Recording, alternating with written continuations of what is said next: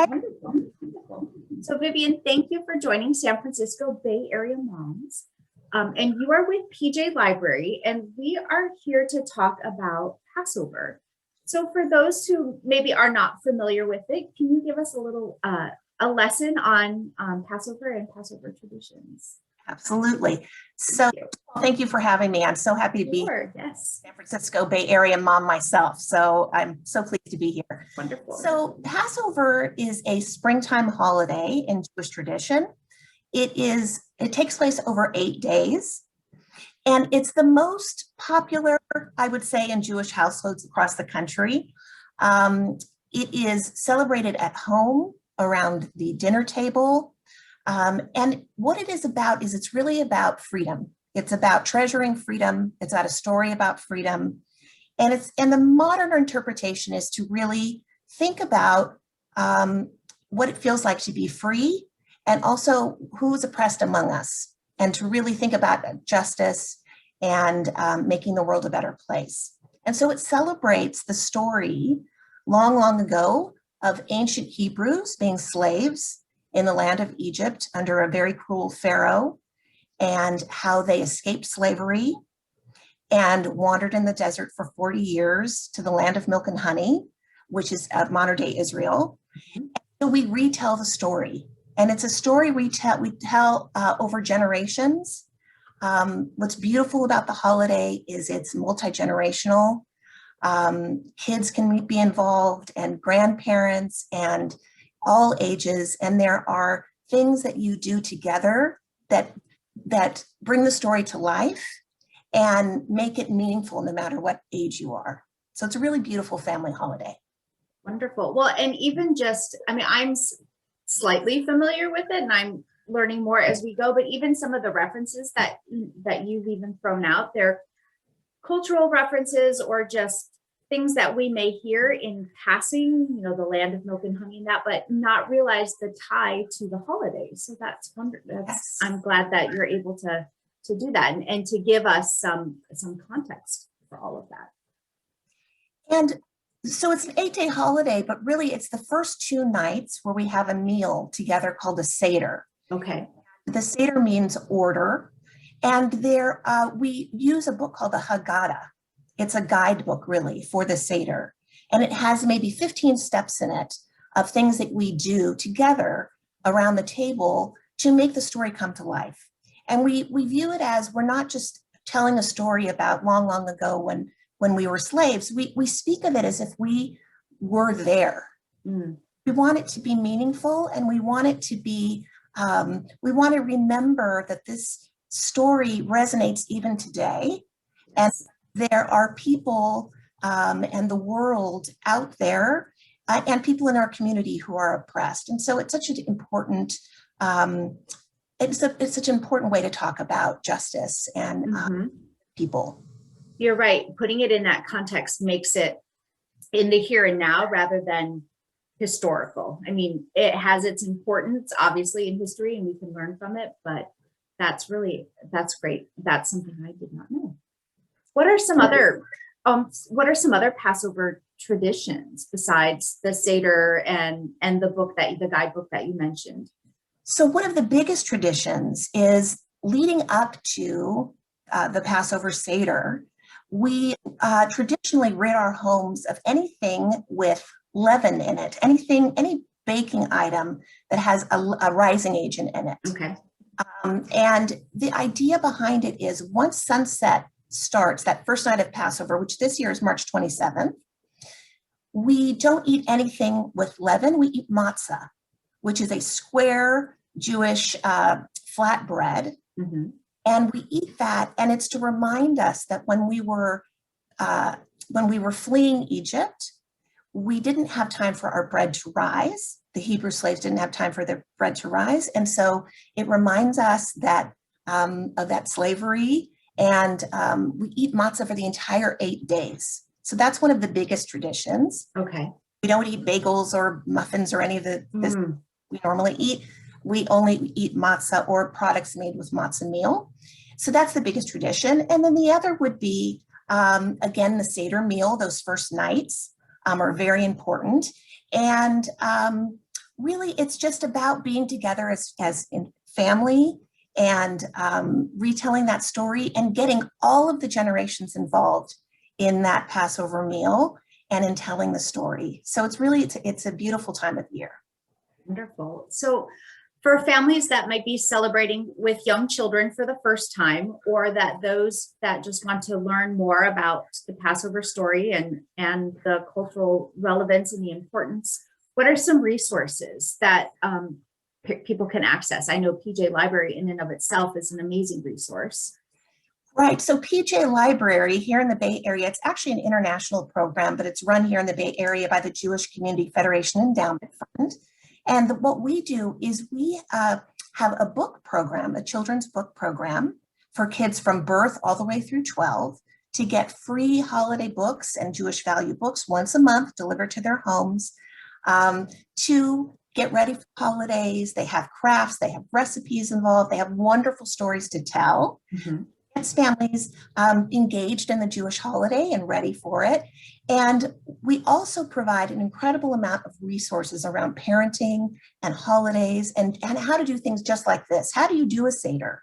It can be very intimidating, especially for young kids, because for those of us who grew up with Seders, hours long, they can be very, complex, and it can feel like, oh my goodness, I could never possibly have that in my home. But the truth is that at PJ Library, we have thought of all of the things to make it as easy as possible for families with young kids to do a Seder themselves. So I would love to share my screen and show you the things that we have. We had a Passover, what we called a hub, which is all kinds of ideas about how to get ready for Seder, how to hear more about the story, podcasts, songs, all kinds of things. So I'm going to share my screen. Wonderful. Give viewers a chance to see some of the things that they can do at home.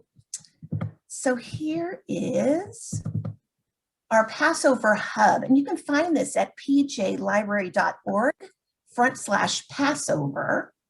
And right in the title, Passover Made Easy. We have step-by-step videos on how to tell the Seder story. We have, even a 15-minute Seder, which, for families with young kids, it's a great resource. You can do a lot in 15 minutes for squirrely kids. Yeah. We have a video playlist. We have a podcast that tells the story for kids. We have printables. We even have a cheat sheet on how to use the Haggadah and what's the most important things to kind of pull out for kids. We have crafts, how to make your own Seder plate. For families that don't have a Seder plate, it's really easy to do in a fun project with your kids. There's a checklist of everything that you would need and all kinds of ideas here. And I want to particularly point out, in terms of a Haggadah, for families that don't have it, and again, that's the guidebook that we use. It means telling. PJ Library has designed our own Haggadah that families can use. It's actually in 5 different languages. It's in English, it's in Russian, Portuguese, Spanish, and French. It's entirely interactive, and you can download it. So here, there's a link for a free PDF where you can just download it to your computer, and it has all kinds of things that you would need, an entire beautifully illustrated Haggadah that you can use right at home. So I would encourage families to go on the website and look at the different links and kind of figure out how best to go about it. And in terms of having young kids, this holiday is really in many ways built for kids because it's active. In fact, we open up with what we call the 4 questions, which the youngest in the family recites. And we can teach you how to do that on this website. But it's all about, how is this night different than other nights? On this night, we eat matzah. On this night, we recline because we're free. On this night, we eat certain vegetables. We dip into salt water to represent the tears of being slaves and so on. And so there's a starring role really for children in this story, and they get excited about it. And they can, when we recline, kids can bring pillows to the table and have their stuffed animals. And there's all kinds of things to bring the story alive. So I would say the first thing to do is to not be intimidated Right. and know that perfection is not the goal. The goal really is to make this holiday meaningful and to start some family traditions that work for your family. And you can build upon that as you go, as your children get older. But it really can be the whole idea behind any religion, really, and Judaism especially, is to make it meaningful, to make it resonate with you and with your family. And no one's there, no one's judging you. No one's out there saying you must do it this way. You can make it your own. And I think that's a lovely thing about the Passover holiday.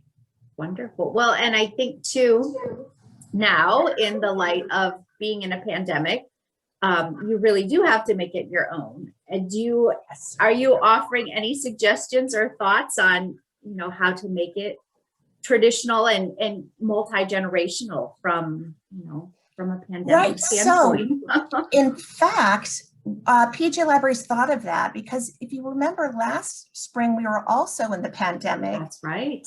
We were in lockdown. So we actually have a resource about how to do a Seder over Zoom.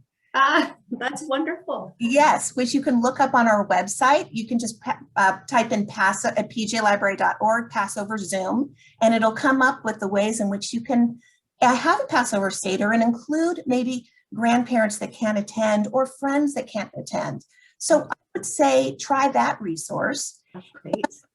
Since this holiday is designed to be for family, say, I would just start with something at home and just start and involve your kids. All of the things that you possibly need for a Passover Seder, you can get locally at your grocery store. Sure. So I would just say, plan ahead, include your kids, try the tips on the Passover Zoom, and follow along in the Haggadah. You don't have to make it up yourself. Plenty of people have thought about the best ways to do it. And Passover, I would say, of most of the Jewish holidays, is one in which it was designed to be at home. So it's the perfect time, really, to try things out just around your own dinner table. That's wonderful. And then I assume the PJ Library also has resources for the other Jewish holidays as well, too. We do. In fact, I would recommend for families that live here in the Bay Area to follow social media. Okay, sure. Which is PJ Library Bay Area. So be at PJ Library Bay Area. We have all kinds of resources for around parenting during the pandemic, around every holiday. We always do programs and events. Many of them, in fact, all of them right now are virtual. We have neighborhood parent connectors for PJ Library that we have 9 across the Bay Area. And these are PJ parents who love the program and who want to connect with other families with young kids. So I would say, follow us on social media, reach out to me. We are here for you. And we want to make Judaism as accessible and meaningful and really something that will enhance family life. And that's what we do around every single holiday. And our books come out 1 month before the holiday begins. And I can actually show you, I have one of the books here. This is the one for the 4 to 5-year-olds around Passover.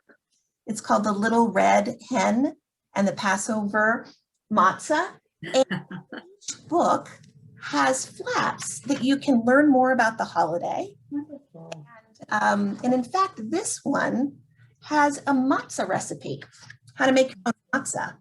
So I would say, the biggest thing is to sign up for the free books. You can go to pjlibrary.org and follow us on social media. And we have an enormous amount of resources that you can choose from and learn from.